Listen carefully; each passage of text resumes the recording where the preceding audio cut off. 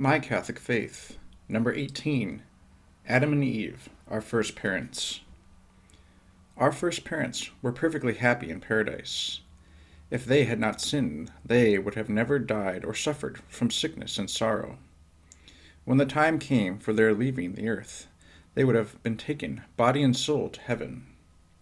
The tree of life grew in paradise. By eating of its fruit, Adam and Eve were preserved from death, sickness, and all manner of weakness of the body. All these gifts were lost as a punishment of the sin our first parents committed. Who were the first man and woman? The first man and woman were Adam and Eve, the first parents of the whole human race. Number 1. God made Adam's body out of the slime of the earth and breathed an immortal soul into it. Genesis 2:7. God then cast a deep sleep upon Adam and taking one of his ribs, formed it into Eve. Genesis 2:22. Adam's body was formed from the earth, but his soul was immediately created out of nothing, by the almighty power of God. The soul of every person is created in this way. We do not inherit our soul from our parents. It comes directly from the hand of God at the same moment that we receive life. Number 2. Adam and Eve were our first parents. All of mankind makes up one great family. Sacred Scripture says that before the creation of Adam, there was not a man to till the earth. Genesis 2:5. And that Eve was the mother of all the living. Genesis 3:20. Legends of all races tell of an original happiness from which man fell, and of a flood that covered the earth. A. All men have common bodily characteristics. The beat of the pulse, the temperature of the body, the physical structure, and even such faculties as the sense of smell, of sight, of hearing. All these vary little among different races. Differences are results of variations in climate, food, ways of living, and opportunity. B. Emotionally and intellectually, all races are the same. Researchers have discovered a universal sameness in ideas of right and wrong. There is a universal moral code, even among the most primitive of tribes. For example, all men consider wrong the murder of those who are not enemies, cruelty to children, incest, and irreverence. If the moral code were the result of fear of reprisal, why was not stealing considered wrong when committed against an enemy? Science almost compels the conviction of the origin of mankind from only one pair of ancestors. Religion declares it. What was the chief gift bestowed on Adam and Eve by God? The chief gift bestowed on Adam and Eve by God was sanctifying grace, which made them children of God and gave them the right to heaven. Number 1. God created Adam and Eve in the state of innocence and holiness. This made them pleasing to God and full of love for Him. It made them children of God and therefore heirs of heaven. This state of innocence we term sanctifying grace. God filled them with wisdom and the knowledge of understanding. He created in them the science of the Spirit. He filled their heart with wisdom, and their eye saw the majesty of His glory, and their ears heard His glorious voice. Number 2. God's abiding grace made Adam and Eve so happy that their happiness almost equaled that of the angels. Thou hast made him a little less than the angels. Thou hast crowned him with the glory and honor. Psalms 8:6. What other gifts were bestowed on Adam and Eve by God?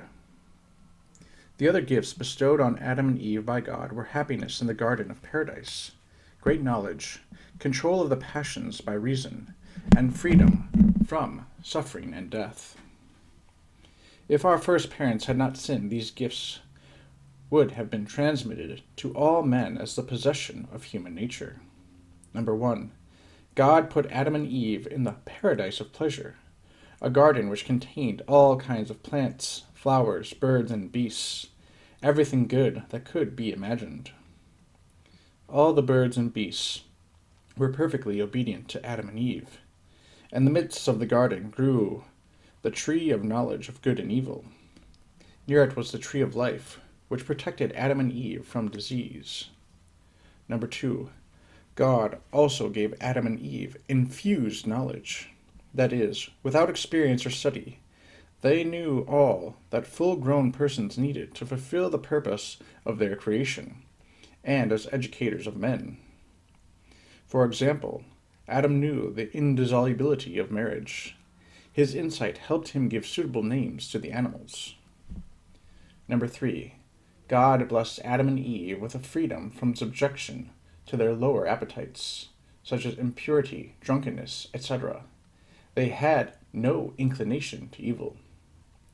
Their will was free from all weakness, weakened by no sensual desires. On account of the absence of rebellion of the flesh against the spirit, they felt no shame even though they were naked in paradise. Number 4. Lastly, God gave Adam and Eve freedom from bodily disease and death. Adam and Eve were created immortal, and were made free from all subjection to sickness, which is a prelude to death. Had Adam and Eve been faithful to God, they would have never have died, nor suffered disease. What commandment did God give Adam and Eve? God gave Adam and Eve the commandment not to eat of the fruit of a certain tree that grew in the garden of paradise. Number 1. God wanted Adam as head and representative of the human race to merit heaven, and so, after granting him his abiding grace, and blessing him with wonderful gifts, and giving him the garden of paradise to live in, he commanded him not to eat of the fruit of a certain tree. Of every tree of paradise thou shalt eat, but of the tree of knowledge of good and evil thou shalt not eat. For in what day soever thou shalt eat of it, thou shalt die the death. Genesis 2:16 and 17. The fruit of the forbidden tree was not evil in itself, for in paradise God did not place anything bad. It was bad only because it was forbidden, and if Adam and Eve partook of it, they would have disobeyed God. Number 2. If Adam and Eve had been faithful to God, they would have passed without disease and without bodily death from their earthly paradise to heaven, God's home, where they would see him face to face. All the children of Adam, the entire human race, would have been born as Adam had been created, in a state of friendship with God, and with all his gifts. If one had sinned, he would have been punished by God, but not being the head of the entire human race, he would not have passed on the stain to his descendants. Everybody would then have suffered for his own sins alone. Did Adam and Eve obey the commandment of God? Adam and Eve did not obey the commandment of God, but ate of the forbidden fruit. The devil tempted Eve to eat of the fruit, and she ate. Then she gave some to Adam, and he also ate. Genesis 3:1-13.